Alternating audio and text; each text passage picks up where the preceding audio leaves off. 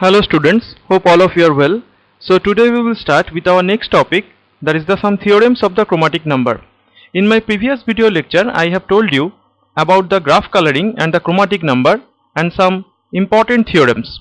So the theorems of the chromatic number now continue. So let us start. So the first theorem we will learn here, one of the most important theorem that has several times repeated in the university exam. Okay, very important theorem. The theorem says that the chromatic number of a non-null graph is 2 if and only if the graph is a bipartite graph. So obviously you know that it is a necessary as well as sufficient condition, because if and only if statement is there. So chromatic number of a non-null graph will be 2 if the graph is bipartite, and if a graph is bipartite then the chromatic number will be 2.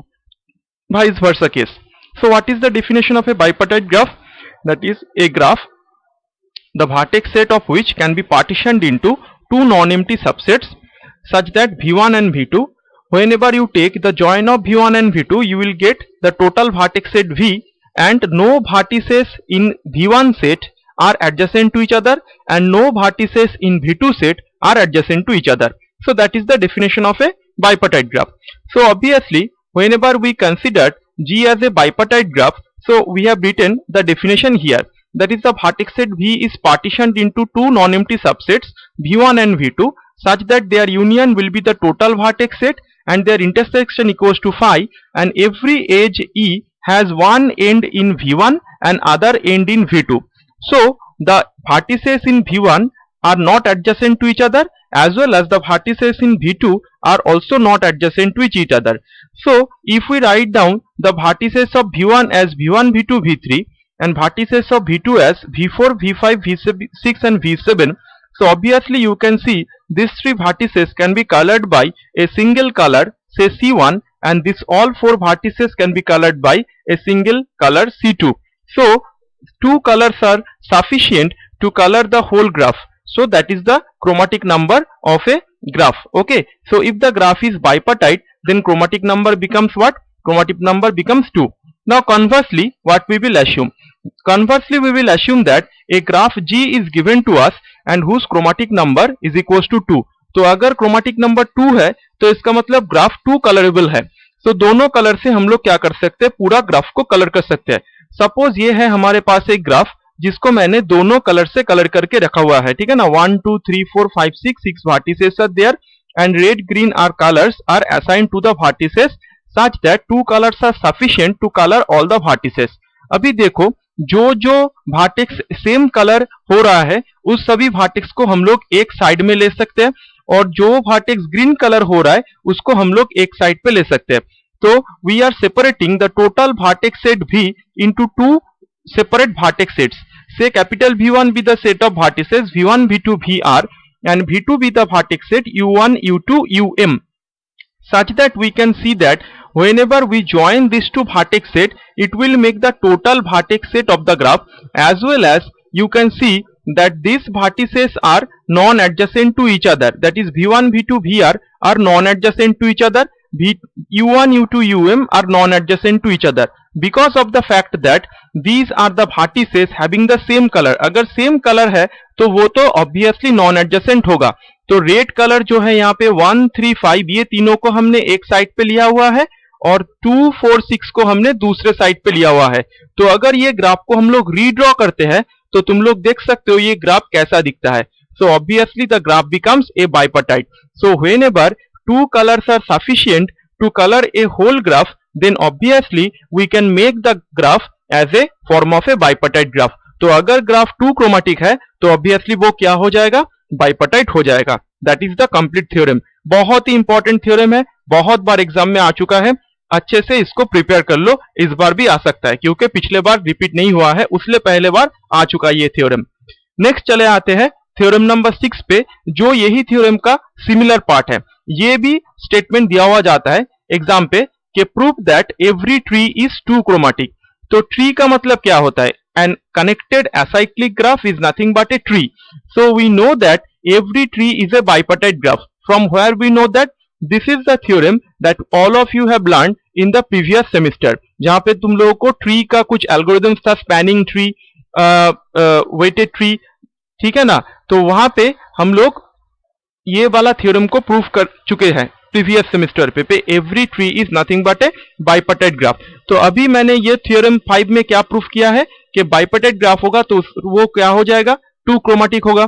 तो every tree is bipartite graph, therefore it is nothing but two chromatic. तुम लोग देख सकते हो कि मैंने यहाँ पे एक ट्री ड्रॉ करके रखा हुआ है और उसको ऐसे ही हम लोग रीड्रॉ कर रहे हैं। जो भी वर्टेक्स सेम कलर है उसको एक साइड पे लिया हुआ है और जो वर्टेक्स दूसरा कलर है उसको सेम साइड पे लिया हुआ है। तो जो ग्राफ अगर रीड्रॉ करेंगे तो वह ग्राफ खुद ब खुद क्या हो जाएगा, बाइपर्टेट हो जाएगा।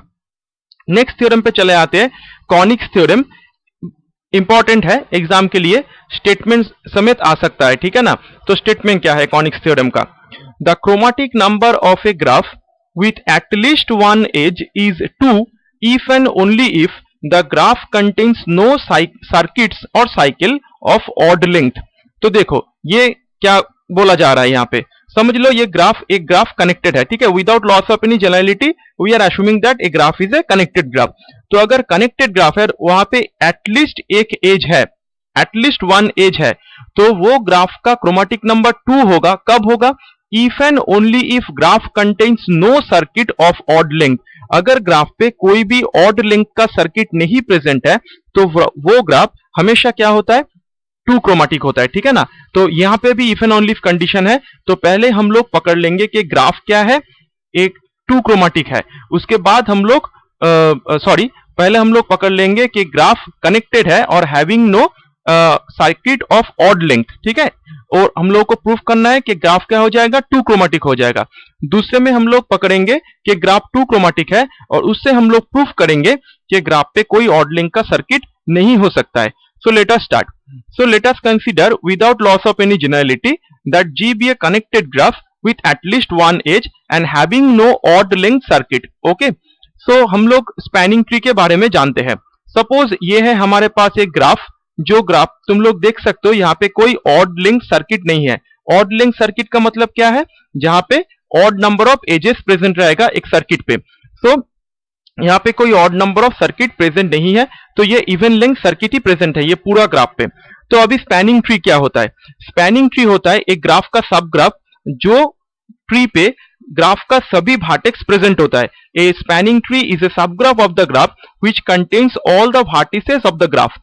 So we are considering a spanning tree capital T of the graph. Okay, so you can see that I have drawn in black pen a spanning tree from this graph which includes all the vertices of this graph.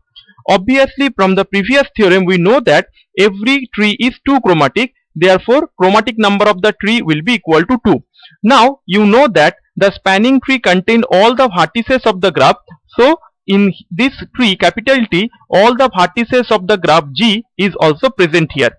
Okay, now we are considering, we are try to color all the vertices. Say R be the red color which is assigned to some vertices and B be the blue color which is assigned to some vertices. Okay, so we can see that some sort of set of vertices is considered here having the color C1 and V2 be the set of vertices having the color C2. तो यहाँ पे जो red colour है वो है हमारा colour C1, ये तीनों वर्टेक्स V1 के अंदर चला जाएगा और ये ब्लू तीनों वर्टेक्स V2 के अंदर चला जाता है। तो अभी हम लोग देख सकते हैं कि कैपिटल V क्या हो रहा है, V1 यूनियन V2 हो रहा है, ठीक है ना। तो अभी अगर हम लोग प्रूफ कर सकते हैं ये ग्राफ के लिए भी वही सेम एप्लीकेबल होगा, तो ग्राफ क्या हो जाएगा, बाइपर्टाइट हो जाएगा। तो हम लोग को सिंपली प्रूफ करना है कि ग्राफ के अंदर अगर कोई ऑड लिंक सर्किट नहीं है तो वो ग्राफ क्या हो जाएगा, बाइपर्टाइट ग्राफ होगा। तो इसको प्रूफ करने के लिए हम लोग कॉन्ट्राडिक्शन का मेथड अप्लाई करते हैं। कॉन्ट्राडिक्शन कैसे आएगा, समझ लो हमारे पास एक एज है वो ग्राफ से हम लोग ले रहे हैं, ठीक है ना, e be any edge from the graph G having two end vertices v i and v j. समझ लो ई एक एज है जिसका दोनों एंड वर्टेक्स है v i and v j. Now if it is possible that v i and v j belongs to the same colour set say v one, अगर समझ लो we आई और वी जे दोनों जो वर्टेक्स है, ई वर्टेक्स का जो and vertex है दोनों वर्टेक्स ही वी वन सेट के अंदर है, तो दोनों क्या होगा, दोनों का कलर सेम रहेगा, सेम कलर होगा। समझ लो यहाँ पे है रेड कलर और यहाँ पे रेड कलर, तो ये जो एज मैंने डॉटेड करके दिया हुआ है ये है हमारा एज ई, ठीक है ना। समझ लो ये एज ई ग्राफ के अंदर है, यहाँ पे नहीं है, लेकिन मैं कॉन्ट्राडिक्शन लाने के लिए तुम लोगों को बता रहा हूं। देखो अगर दोनों रेड कलर के वर्टेक्स के बीच में एक एज ई होता है तो क्या होता है, देखो ग्राफ तो कनेक्टेड है, तो ग्राफ अगर कनेक्टेड होगा तो हम लोग क्या कर सकते हैं, V1 से जो वर्टेक्स V1 के अंदर है और जो वर्टेक्स V2 के अंदर है, दोनों वर्टेक्स के बीच में एक पाथ ड्रॉ कर सकते हैं, क्योंकि ग्राफ हम लोग ट्री में पाथ होना ही चाहिए. Let capital P be a path in the tree capital T such that we join VI and VJ. तो समझ लो ये है हमारा एक पाथ, ठीक है, से रेड से ब्लू पे आ रहा है, ब्लू से रेड पे आ रहा है, ये है हमारा एक पाथ जो स्पैनिंग ट्री के अंदर है. So this path is nothing but the path capital P, which is a open walk having two distinct vertices and in which no vertex and no edges appear more than one time. ठीक है, ये है हमारा P path.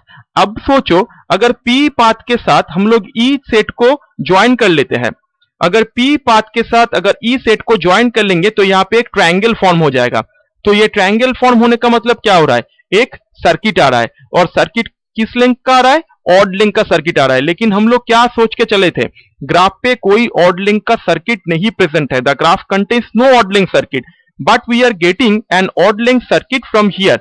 So it is the contradiction. That means such type of edge E will not present here, or the VI and VJ must belongs to the other set of vertex. अगर E कोई as है जिसका and vertex VI VJ होगा, तो वो VI और VJ एक vertex V1 set पे अंदर रहेगा जिसका कलर C1 होगा, दूसरा जाएगा V2 सेट के अंदर जिसका कलर C2 होगा. अदरवाइज क्या होगा, ऐसे करके ट्रायंगल टाइप ऑफ शेप आएगा और जो एक सर्किट को प्रोड्यूस करता है, और ग्राफ पे कोई ऑड लिंक का सर्किट नहीं है तो वो कॉन्ट्राडिक्शन हो जाएगा. ठीक है ना.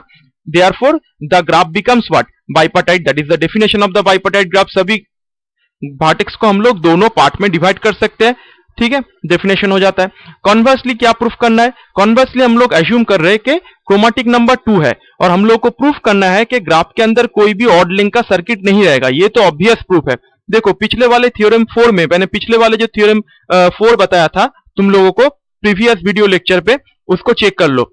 अगर कोई ग्राफ पे कोई ऑड लिंक सर्किट रहता है तो उसका क्रोमेटिक नंबर मिनिमम क्या हो जाता है, 3 हो जाता है. ठीक है ना. तो अगर ग्राफ पे कोई ऑड लिंक सर्किट रहेगा तो उसका क्रोमेटिक नंबर मिनिमम 3 होगा या फिर 3 से ज्यादा भी हो सकता है. लेकिन conversely we are assuming that the chromatic number of this graph is nothing but 2. So hence we again have a contradiction. So why contradiction arises? Because of the fact that the graph contains odd link circuit. So odd link circuit graph पे नहीं रहेगा. Therefore the graph must have the even link circuit. Clear? Next एक problem यहाँ पे मैंने किया हुआ है. ये प्रॉब्लम 2 बार एग्जाम पे आ चुका है. बहुत ही आसान सा प्रॉब्लम है. मैं तुम लोग को ये डिस्कस नहीं करूंगा. सिंपली प्रॉब्लम को देखो और खुद से ट्राई करो, हो जाएगा. बहुत ही आसान सा प्रॉब्लम है. ठीक है.